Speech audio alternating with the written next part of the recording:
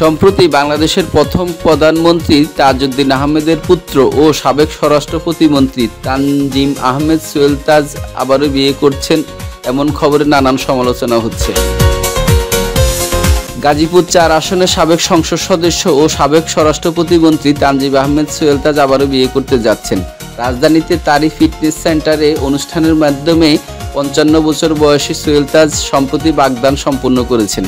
গত রোববার ধানমন্ডিতে নিজের ফিটনেস সেন্টার ইন্সপায়ারে হাস্যোজ্জ্বল ভঙ্গিতে হাঁটু গেড়ে বসে ফিটনেস সেন্টারের ট্রেইনার শাহনাজ পারভীন শিমুর হাতে আংটি পরিয়ে বাগদান সম্পন্ন করেন সোহেল তাজ।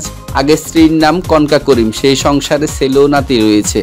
বাগদানের সময় সোহেল তাজের ছেলে ব্যারিস্টার তুরাজ তাজ, ছেলের বউ, নাতিসহ বন্ধু ও ফিটনেস সেন্টারে সবাই উপস্থিত ছিলেন। ফেসবুকে ছড়িয়ে পড়া একাধিক ভিডিওতে দেখা যায় সোহেল তাজ শিমুকে অনেকটা ফিল্মি স্টাইলে হাঁটু গেড়ে বসে হাতের আংটি পরিয়ে দেন। এই সময় উপস্থিত সবাই হাততালি দিয়ে মুহূর্তটি উদযাপন করেন। সোহেল তাজের ঘনিষ্ঠ সূত্র জানায়, ঠাকুরগাঁয়ের মেয়ে শিমু মা ও 2 ভাইকে নিয়ে ঢাকা বসবাস করেন। দীর্ঘদিন ধরে একসাথে কাজ করার সুবাদে সোহেল তাজের সঙ্গে তার সখ্য গড়ে ওঠে। তারই ধারাবাহিকতা উভয় পরিবারের সম্মতিতে আংটি বদল হলো। 2001 সালের নির্বাচনে কাপাসিয়া থেকে সংসদ সদস্য নির্বাচিত হন সোহেল তাজ। 2008 সালে একই আসন থেকে সংসদ সদস্য হন।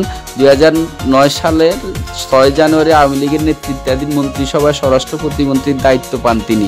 একই বছরে 31 মে মন্ত্রিসভা থেকে ব্যক্তিগত কারণ দেখিয়ে তিনি পদত্যাগ করেন। 2012 সালের 23 এপ্রিল সংসদ সদস্য পদও ছাড়েন।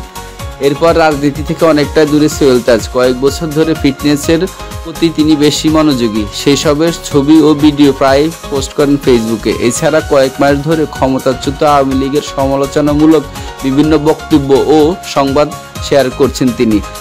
7 বিয়ে নিয়ে যা জানালেন সোহেল তাজ। সাবেক স্বরাষ্ট্র প্রতিমন্ত্রী তানজিম আহমেদ সোহেল তাজের বিয়ে নিয়ে সামাজিক যোগাযোগ মাধ্যমে আলোচনা সমালোচনা হচ্ছে। বলা হচ্ছে, তাজউদ্দীন আহমেদের 55 বছর বয়সী ছেলে সোহেল তাজ 7টি বিয়ে করেছেন।